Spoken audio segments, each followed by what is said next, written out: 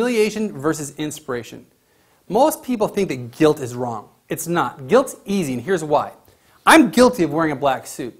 I'm guilty of having blonde hair. It is easy to identify guilt in yourself and in others. Identifying guilt, it's a non-issue. It doesn't matter. But what you do with that information does matter. Are you going to humiliate yourself or someone else, or are you going to inspire yourself or someone else? Let me show you how it works. The reason we feel guilt is for one of two reasons. We look at where we feel we are and where we feel we should be. That distance between those two places, that's the amount of guilt we feel. So for example, if you miss your taxes on April 15th, that guilt is pretty small. You realize you're supposed to do it, now it's April 16th, you're like, man, okay, a little bit of guilt, no big deal. You beat yourself up, you go and you fix it, you file an extension, no big deal. Now, if you cheat on your spouse, or you cheat in your company, or you embezzle money, the amount of that guilt, the distance between where you feel you should be and where you feel you are is enormous. That's the amount of guilt you feel. Now what happens is we compound that over time. We beat ourselves up and say, I'm not smart enough, I'm not good enough, I haven't lost that 10 pounds I wanted to. And you start to beat yourself up, you humiliate yourself. What happens is with our emotional fingerprint, when you humiliate yourself, that doesn't make you feel internal. That does not make you get the better result that you're looking for. The same thing's true with other people. When you humiliate other people, you offend their emotional fingerprint. Remember principle 3, you'll do anything to defend and support your emotional fingerprint. People will tune you out and turn you off. They won't even listen to you anymore. The more you humiliate them, and I'm a dad of 3, I know it, and I've also been married for over 17 years. When I humiliate my wife or kids, they don't listen at all.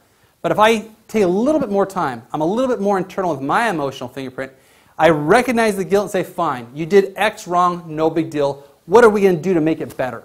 What can you do to make the situation better? That's that inspiration from the inside out.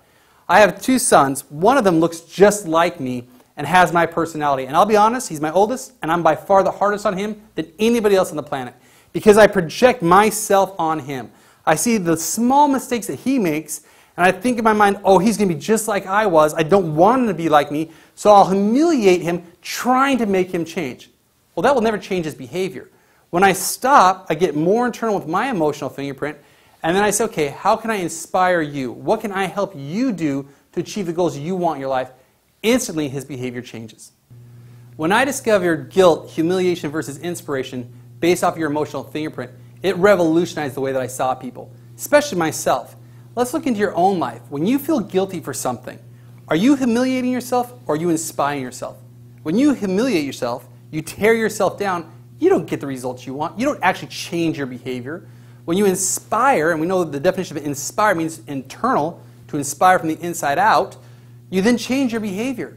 So once again, the guilt, the distance is where you feel you are and where you feel you should be. That distance is the guilt you feel. Now let's look at how it affects your relationships. With your spouse or your partner, maybe your employees or employer. When you see that someone's done something wrong, if you start to humiliate them and tear them down, you already know on your own emotional fingerprint, you're not going to change your behavior, and neither are they. This will unlock so much power in relationships. By starting to inspire people, ask them what you can do to help them. Don't tear them down. Yeah, recognizing the guilt, big deal. So what if you notice I'm wearing a black suit? So what if you notice that I'm guilty of having blonde hair? That's obvious. Inspiring them is how you make the difference in your life and in their life. And that is the definition of humiliation versus inspiration.